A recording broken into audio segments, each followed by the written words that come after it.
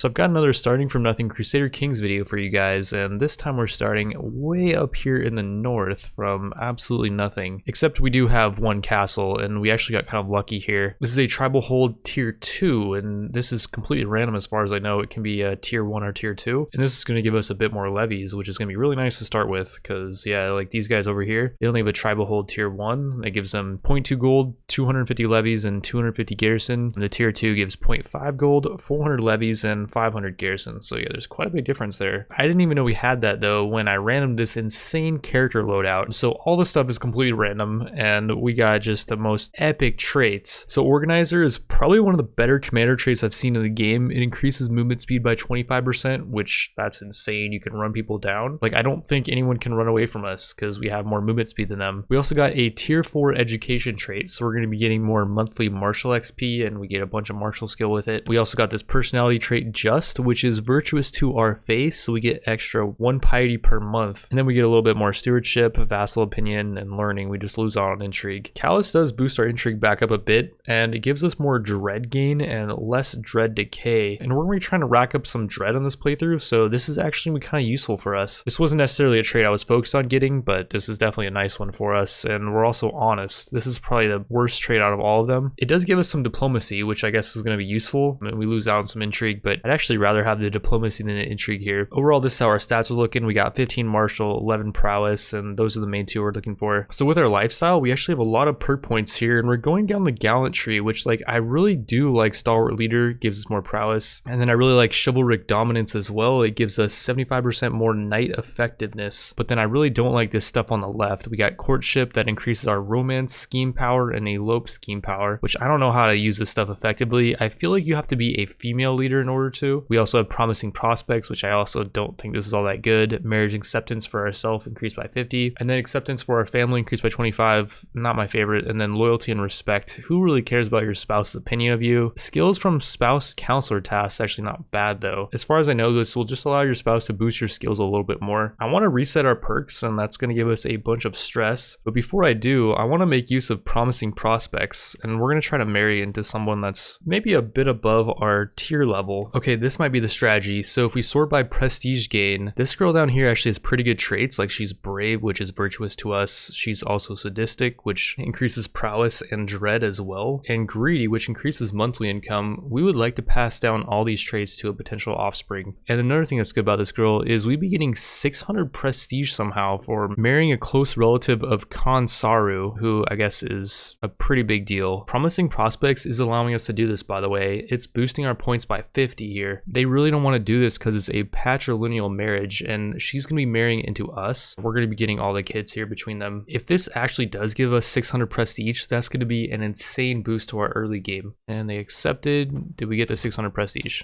No. Okay, so I tested it out, and since these two girls are not of age, we're betrothing to them, which is basically a promise that we'll marry them someday. When we do marry them, I think we will get the prestige, but we don't get it right away. If we want the prestige right away, we can marry this girl, Dialek, and that will give us 400 right now. Promising prospects is also helping us here too, and this girl's actually the chieftain. She's a bit old though, she's 40, and her traits really suck. Like, compassionate is actually what we don't want. It actually lowers dread, and we want our kid to be dreaded. We don't really care about fickle, and patience really not that good. So yeah, she's got no traits that we want, and her stats are pretty mediocre, but we will accept this marriage for the prestige gain. So we're up to 850 prestige now, which is quite a bit, and being that we're tribal, we can use this prestige to create men-at-arms regiments. We right now only have access to 4, and these bowmen are actually pretty good. They get bonuses in taiga, which is this forest that we're going to be fighting around for a lot of the early game. So yeah, we'll make 3 of these bowmen men-at-arms regiments, and these all start out at 5 out of 100 men, but they'll raise up to 100 pretty quickly. While we're waiting for that, there's a couple more things we want to do. Like, we want to pick up some concubines, and these are basically just going to be our baby makers. This girl actually would be a good one. She's lustful, so she can be cranking out babies left and right. This girl's sadistic, and we'd really like our babies to be sadistic, so we'll choose her as well. And then for the last one, it's between Pemka, the 31-year-old generous, which I don't really like that, but she is also sadistic. Arbitrary though is not good. It's sinful to our faith, but so is Anava's craven trait, and craven really sucks. We don't want that. Same with compassionate. So yeah, we'll choose Pemka. It's kind of lesser of two evils here. Before we do anything else, we also got to choose a martial lifestyle focus. So I think at the start we're going to go for a chivalry focus, and that increase our leader's prowess by 3, which I think is going to combo well with chivalric dominance, which increase our knight effectiveness by 75%, and also also gives us 5 battle advantage, so our soldiers are going to do more damage. We can change this in 5 years though if we want to. The last thing we're going to do is we're going to marry our kid. I'm out, man. The last thing we're going to do is we're going to betroth away our kid, and we're going to find him a spouse. If we sort by alliance power and we go down to the third one, this guy's actually really close. He's bordering our territory, and this guy is actually pretty strong. He's got 1,000 troops. This dude will accept this marriage, and barely, because we have promising prospects, so that perk is actually helping out quite a bit early game. But yeah, these kids will get married once they're of age, and the kids that they make will be born into our house, which he does not like that, but that's just how it's gonna have to be. And so yeah, we have a really powerful alliance really close by. Our other ally is all the way down here at Simi, and that alliance is kind of useless because it would take him quite a while to get up here to help us if we got attacked or something. If he gets attacked, we're definitely not helping him out. All right, so now that we got our alliance with this dude, first thing we're gonna do is use him to help us take out Coda. Attacking this county is gonna cost us 50 piety. We got 200, so that's completely fine. And now I think about it, this guy's only got 425 troops and he's only got 1 knight. I don't even know if we need our ally here to help. If we do this without him, it's gonna save us 75 prestige, so maybe we just wanna try. We're just gonna wait a bit so we can raise a few more bowmen. And yeah, this guy's coming over. He's getting a bit close, so yeah, we're just gonna raise all of our armies. We got 700 now. He's only got 425. And his units pretty much suck for the most part. Yeah, they're all levies, so good luck to him. He's also getting raided too. Wow, okay, that's not good for him. Oh, did we catch him?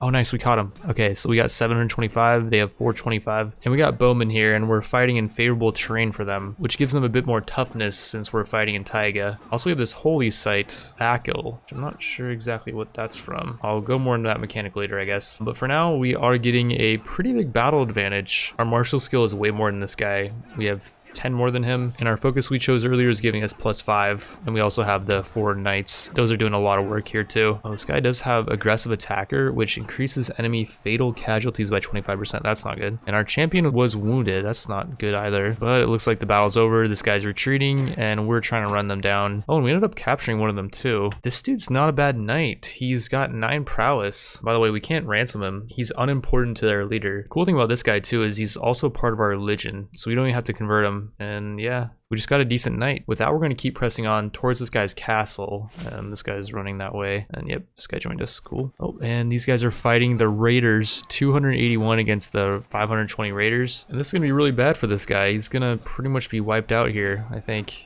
And whoa, an enemy joined the dude that was raiding this guy. Like, everyone just bullying him so hard. Or wait, we joined, I think. Yeah, that must have been us. Okay. But yeah, we're now sieging Nizyani, and we're able to do this without our ally, which is awesome. He's literally got 0 troops. I think this might be his only holding. Yeah, he's got nothing, and he's not replenishing any of his troops. He's absolutely screwed here. Like, there's nothing he can do but just watch his castle get sieged down. And there we go. The castle's now ours. And we got 100% war score now because we have full occupation on his territory. We're gonna enforce our demands on this guy, and I think that's it for him. We're now going to disband our army, and I just realized that our steward is actually really good at martial. He's got almost double our martial skill. So we're going to swap them roles, and Tugan's actually not bad at stewardship. So it actually worked out pretty well. Being that we have a new marshal, we should get way more levies now. Yeah, like our cap went up to 1064. It should go up even more after more days pass. Or maybe not. Maybe that's all we're going to get. Either way, we have 2 out of 3 of our holdings, and we can capture 1 more. We're going to go for Chasm up here, and this dude is pretty close to our strength. He's got 612. Dude has some light footmen as well, which I think archers counter these. Bowmen counter these type skirmishers, and these light footmen, yeah, they're skirmishers. So not only do we have about the same amount of levies as him, we do have more knights too. We have 5 out of 6. He's only got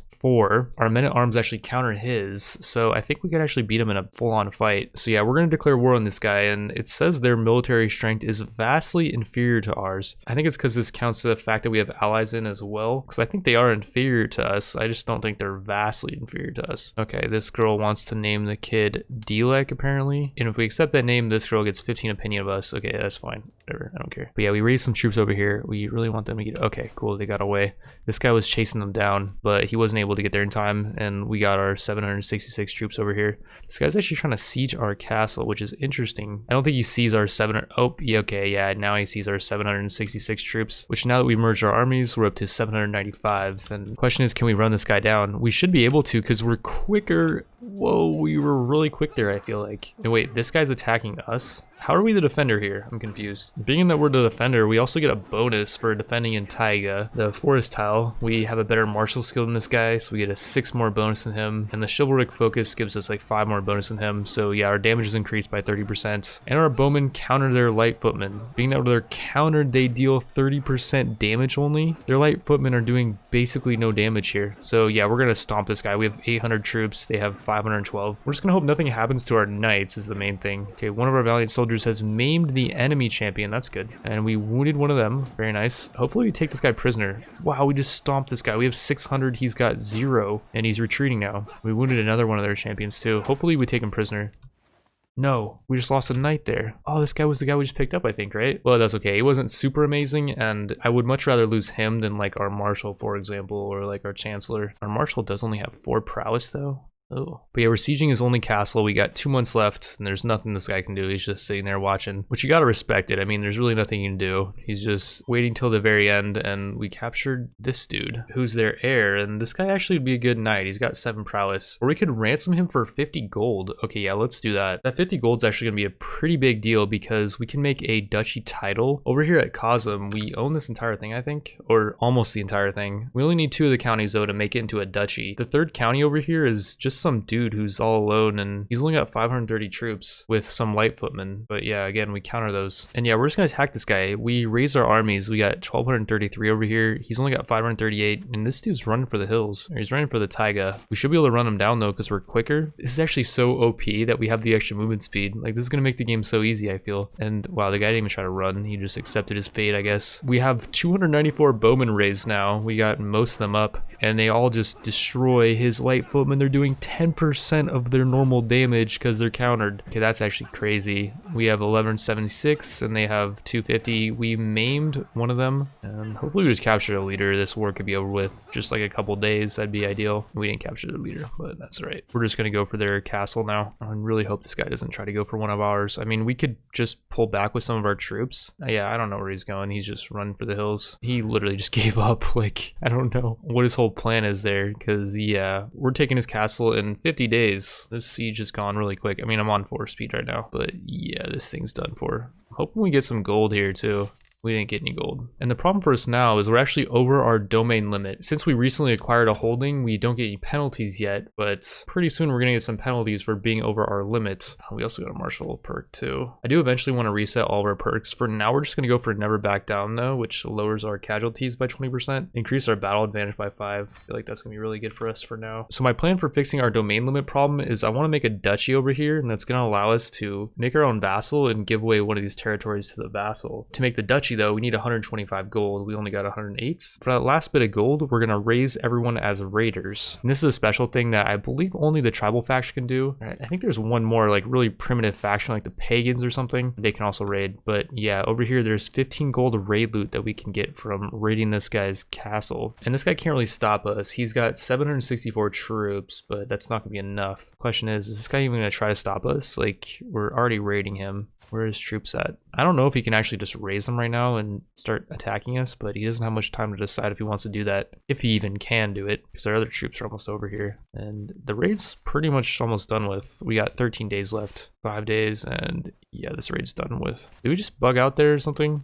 Or, I don't know, did we even get the gold? Or wait, we're carrying 15 gold on these guys. Oh, okay, so we had to go back into our territory and then we brought it back and we got the prestige too, which is pretty good timing, I think. Yeah, we don't even have a domain limit penalty yet. So yeah, with that gold we just got, we're gonna create our duchy title now, and that's gonna give us 300 more prestige, and we get a rank up too. We're now mighty high chieftain, which I don't know what that really does exactly. We are distinguished though. That's actually so quick that we got distinguished. Like, we're on year 1069. We started on 1066. So like the pace of this playthrough is actually so quick, I feel, starting from just one county. Since we created a duchy title, we can now start granting our holdings away. Like, we're gonna give this thing away. The question is, who do we want to make into a vassal? I think the most obvious answer for now would be our marshal, because the dude has 15 martial skill, which is gonna increase his army size by quite a bit. Dude just doesn't have much prowess, which that's okay, I guess. For our first marshal, I think it's not gonna matter too much, but yeah, we'll give him over Sazfa, and he's now our vassal. The dude really likes us too, which is good. He's not gonna defect probably. probably. So now what we got to decide is where we're going to expand to next. Like we got this guy over here that we just raided. It wouldn't be bad to take him out. He does have a sparring grounds too, which increased our number of knights by 1 and knight effectiveness by 10%. And he's got these longhouses which increase control growth by 0.2 and prestige. And speaking of prestige, by the way, we are at a crazy amount of 773. And I did notice that since we ranked up to high chieftain, we get 1 more men-at-arms regiment. So we're gonna make 1 more bowman, I think, or like maybe we should make something else. The horsemen aren't that good in Taiga, like they get no bonuses in it, but they don't really get any penalties either. Pikemen don't really get any benefits in Taiga either. It's just the bowmen that get more toughness, and then light footmen get more damage actually in Taiga. It's just that the light footmen's base damage is kind of low, like it's only at 12, but they do counter heavy infantry, which like, do any of these people around us have heavy infantry? That's the question. If we want to attack like this guy over here at Konda, this guy has a ton of light footmen. This guy's got a lot of troops too, 1600, like we definitely need our ally to help if we want to take him. But then like this guy down here has a bunch more light footmen too. He's got 300. Like everyone around here is light footmen. This guy too has 200. Like maybe we just get another archer. If we just get archers, we will counter people around us, I guess, because all these dudes have light footmen. Yeah, like this guy over here does too, and so does this guy down here. Okay, let's just get another archer and we'll just counter all of them. I think we will wait to attack the chiefdom of Konda, and we'll go for the chiefdom of Bardak first, because this dude only has 1 castle and he's only got 730 troops. We can solo this guy. 200 of his troops are light footmen too, so yeah, we'll just destroy this guy. We raise our troops, he raised his, he's only got 730 over here. And by the way, we are the culture head of the Ostiak culture now, which is actually good. Because we're the culture head, we can now choose what innovation we want next, and we're gonna go for forest wardens. These are really cool units, and I actually thought we unlocked these at the very start. That was gonna be kind of the main focus of this playthrough, is I want to play around this unit. The Metsen Fortaja, they do 30 damage, but they get huge bonuses in Taiga, 10 more damage and 4 toughness. And the cool thing about these units is they're really not that expensive. Like their cost is pretty comparable to bowmen. It says we can expect to discover this in 83 years, but I think there's ways to get this much quicker. And I guess the speed of discovery is dependent on the learning of the current culture head, which is me. It's our learning at 4. It's not good. Our wife could increase that though. If we have her do patronage, that increase our learning by 8, and that would make us learn this in 64 years, so it'd be like a difference of 20 years. There's definitely got to be a way to speed this up though. We're not gonna have our wife do that right now. We're just gonna have her assist us, because that does boost our learning a bit, but it also boosts our stewardship and martial as well. And we need martial skill right now because we are fighting, or we're not fighting yet, but we're about to. This dude's just kind of chilling, waiting for his demise with his 737 troops. We got 912 already raised, and okay, yeah, he's running. I think we're just gonna start attacking this guy. We only have to take out this castle because he's only got 1 holding, I think. Ideally, we don't even have to fight him here, and we can just siege his castle for free. And we almost outnumber him 2 to 1. He's got 700 only. He's just gonna run, I think. He's running for the hills. The war's over once we capture this castle, man, so you gotta decide what you're gonna do.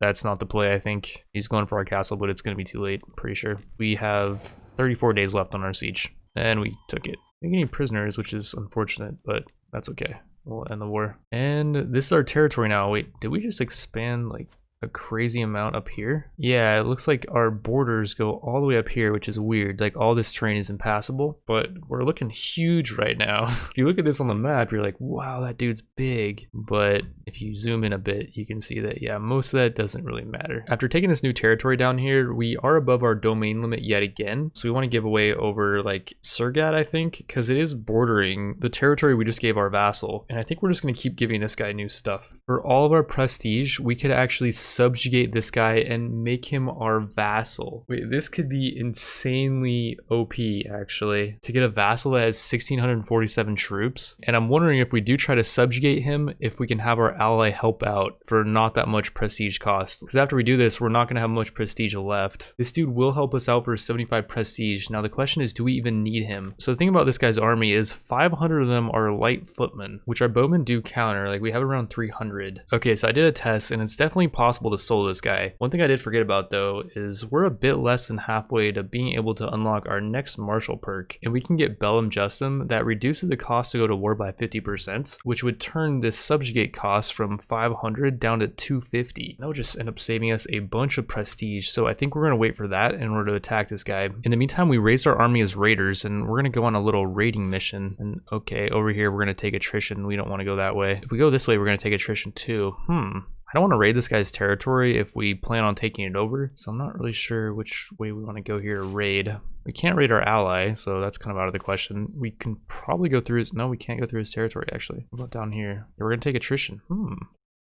Attrition there too. So at this point I gave up on the raiding dream, but we still had a lot more months to kill because we're just kind of waiting for that next martial perk so we can subjugate Conda and make them our vassal. In the meantime, while we're just waiting around, I think we're going to try to expand our territory down here at Tara. This guy has a sparring grounds built at his castle, and that increased our number of knights by +1 and knight effectiveness by 10%. Oh, and speaking of knights, we just got an amazing one that showed up in our court. Dude only costs 8 gold and he's got 19 prowess. He's a legendary blade master. This would be a really good martial, actually. He's also got a virtuous trait to our faith as well, and he's got a 4-star martial education trait, which would be really good. So yeah, we're gonna try to save up the 8 gold required to recruit this guy. Hopefully we're gonna get it from attacking these guys. Oh wow, and we can pick up another knight here. This guy apparently is of the Jewish faith, but we can actually convert him over to our faith. We just gain some stress. Not much though, only 10, and this guy gains 20 opinion of us. It would be 50 if we don't convert him, but I think we should. Unless we can do it for free, like we can actually convert this girl, which is our spouse. Wait, she's not of our faith? If we demand conversion from her, she will accept because we have good relation with her. So yeah, we should do that, and we should have done that a while ago. And actually, if we choose the more the merrier, we not only get a strong hook on this guy, which the first option only gives us a weak hook. He gains 50 opinion of us, so I'm thinking we're gonna straight up demand this guy converts, and we don't even have to use our hook. Yeah, he will just convert. So the other option was just kind of a noob trap, because there's literally no reason not to choose this option. We got more relation with him, we got a better hook, and we can just convert him afterwards. But yeah, that's another knight, and actually this guy has really good learning. He might have better learning than... Oh yeah, he's got better learning than this girl. And this girl doesn't even like us. She's not endorsing us. Okay, well, you can screw off. Or can we not make that guy our... Or maybe we have to wait for that guy to convert first. There we go, he converted. And now we can assign him as our court chaplain. And that's gonna give us more piety per month by quite a bit more, actually. I think it was like 0.4 more, maybe a bit less. We need piety too because we're using that to declare all these wars. We're down at 32. But yeah, we made our way over to this guy's castle, and he's got 1135 troops that are just kind of chilling. He's respecting our 1300 troops, and we have a bunch of bowmen here, so that's why he's not really looking to fight us here. And then we also got some more levies that just showed up. And yeah, it looks like we're gonna be able to get this for free possibly. We got 2 months left, and this guy's just sitting over here sunbathing, I guess. And yeah, meanwhile we won the siege. Now I think we're just gonna keep moving on to this guy's other castle, or we could go for his army and we could potentially try to take him out, but we might take a lot of casualties by doing that. And it looks like we're gonna be able to just possibly take out his castle and then end the war before he can even respond. We got 5 months left. Where's he going? Is he trying to retake this thing? We'll see if we can beat him here. We got 4 months left to siege this, and he's got 5 months left to siege that, and crap, he just got a big boost. Garrison supplies are running low, so they gave him 10%. How are we doing over here? Garrison supplies are also running low. This garrison over here is starving, but we got the same thing, I think, actually. Yeah, because we only have 27 days left, so we definitely are going to beat him here. 10 days left, and yeah, this war should be over here. Yep, we got 100% war score, and we can just enforce our demands on this guy. And that's it for the war. We literally didn't have to fight that guy. That was pretty cool. And by the way, we almost have our lifestyle perk ready. It's going to be only like a couple more months. I think we're just going to wait that out. Oh, and here we go. Our allies getting attacked by this dude who we're going to subjugate literally in like a month. So if we accept and help him out, this might take a while and we won't be able to attack this guy in the meantime, but we would be saving our ally here. And like this guy has 1,000 troops that could potentially save us someday. I think we're going to help him out. And yeah, our ally is about to get reamed over here. This dude has 1,700 troops, and okay, he saw our 1300 coming in, so he backed off. And yeah, we're just gonna group up with our ally here. We're gonna outnumber this guy way too hard for him to be able to do anything. I don't really know why he decided to declare war against our ally when he can see that we outnumbered him pretty hard. Open, there we go. We got the martial perk or Bellum Justum, so we can now declare war if we want to. I also, by the way, don't know what our ally is doing here, so we'd want to go run this guy down, I think. But then the enemy was sieging our castle, but then he turned around. Holy crap. Okay, I gotta get in here. We were on 4 speed there. I wasn't really paying attention. And here we go. Can we get our ally to come in here? And here we go. Random event. We just got a bunch of relation with this dude who's got a pretty big force, actually. But yeah, we kind of have this guy cornered a little bit. Our ally's just kind of sitting there doing nothing. If we group up with him though, he might... Okay, now he's finally moving. Let's go over here and attack this guy's castle, I guess. And yeah, like we got almost 3k units over here. There's really not a whole lot this guy can do to stop us. Or he's coming in here with 1,700 troops, and is he sieging? Oh, those are allies holding. That's okay. We don't really care too much if he takes it. I mean, he's got 5 months. And over here, we only have 2 months left because, well, I guess the supplies are fully stocked. They're not running out of supplies, I guess. And whoa, we just got a huge leap. I guess these guys are starving and his capital is fully stocked up. Or I guess their supplies are running low, but yeah, we might actually take it about the same time as this guy takes our ally settlement. I mean, he's got 40 days left. Our ally's running this way though. Okay, we're just gonna follow him. I mean, if he doesn't care about his castle, then we're fine with it, I guess. Me and our ally are sieging this guy's other 2 castles. I think this might be war over if we take both of them. We're almost done with this one. Like, meanwhile, the enemy's coming over here to attack. Is this our capital? It is. He's trying to take our capital. Okay, so after we're done sieging this, which like we're almost done.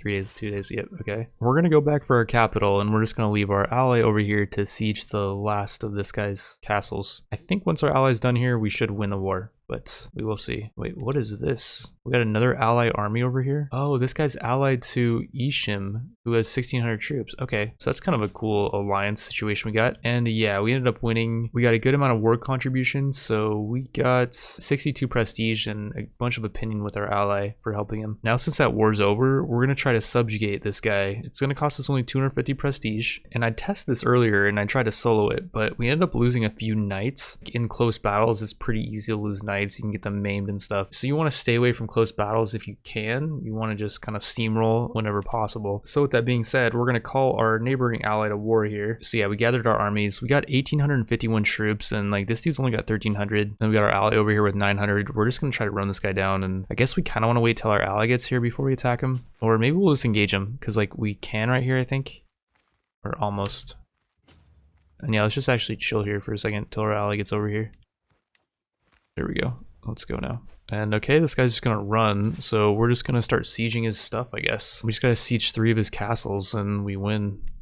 It would also be good to avoid fighting because this guy's gonna become our okay, he's coming around here with 1,300 troops. But it would be good to avoid fighting him because if we do fight him, we could end up killing his knights and maiming some of them and stuff. So we'd rather not do that. He's going for our castle up here, which is fine. We're gonna complete this siege and then we're gonna go back and just chase him away. And there we go, we got it done. We got 33% war score for that. We just need to take out 3 of his castles, and actually this is kind of perfect. So our ally is sieging. Oh, he just gave up, I guess. We got another perk, by the way. Organized march, increase our movement speed by 15, and the screens don't matter that much, I think. It only helps defeated armies, and we're not trying to be defeated. We're mainly going for this perk down here, hit and run though, which increases archer damage by 30%. So that would give us a huge boost to our damage because we have a lot of archers. But yeah, up here, this guy's actually almost done with sieging this castle. And we got there in time. Oh, we're fighting. This is bad. We're in debt, so that lowers our combat advantage by 5 as well. And yeah, we just really don't want to be fighting this guy. I kind of wish he got away. We have 400 archers, and that's countering their light footmen. Their 484 light footmen are only doing 62% of the normal damage because they got countered, and our champion maimed one of them. So yeah, we don't want that. Our champion was wounded. That's fine. We don't want to maim any of them or kill any of them or have any of that happen to us too. We wounded one of them. Okay, that's fine, I guess. We're just completely obliterating this guy. Our champion was maimed. Oh no, this is actually a... Is this our marshal? No. It's the new guy we just picked up, and he's now disfigured, which actually isn't that bad. If we just keep him as a knight, that's not even gonna affect him. So yeah, that's fine. And there we go, we won. They're retreating, and we captured. Dude has 10 prowess. I just don't know if we want to recruit him or just like straight up release him, because this is the knight of our soon-to-be vassal. So it's like, what do we do there? I just noticed we had this guy who I think this is their heir. We could ransom him for 25 gold. It's just that if we do that, we'll lose war score against this guy. We're at 85% now, so we only need to capture this castle, and that'll be the war over. Do we take the gold and extend out the war, or do we just rush to get the war over with? I think that we extend out the war here for the 25 gold. Like, we really need gold. There's actually a few things we can do with it. First of all, we're not in debt anymore, and yeah, that did lower our war score, but actually not by that much. We're at 60%. We might win the war here if we just capture this castle. I don't think so though. I think it's going to boost us up to like 93, I'm guessing, because since he owns 3 counties, each castle is giving us 33%. I think that's, yeah, wait, oh, that's his capital, so that boosted it up by 10%. Won the war, and all this belongs to us. He actually has to spend prestige too for this. He loses 350 and we gain 350 fame, and then our allies get some prestige too. And yeah, this is our territory now, so we own all of this. This guy really does not like us though. He wants a seat on the council apparently, Let's see if he's any good at anything. He is good at learning, like he's got 14 in learning. It's not gonna really be enough though. Like our shaman is 17. We could have him either beat our steward or a spy master though. Like, do we care about this girl Pemka and her opinion of us? I don't think so. And like, I don't really know if there's too many benefits from having a good spy master. I always just keep them on hostile scheme resist, and that just lowers the chance of enemy schemes working out, I guess. But yeah, I think we'll just make this guy our spy master. That's gonna give us a good amount of opinion with him. We're down to -31. We're also over the domain limit, and he does not like that. We can give away one of our domains to one of our vassals. We could give it away to him. He's actually at his domain limit right now, so we can't.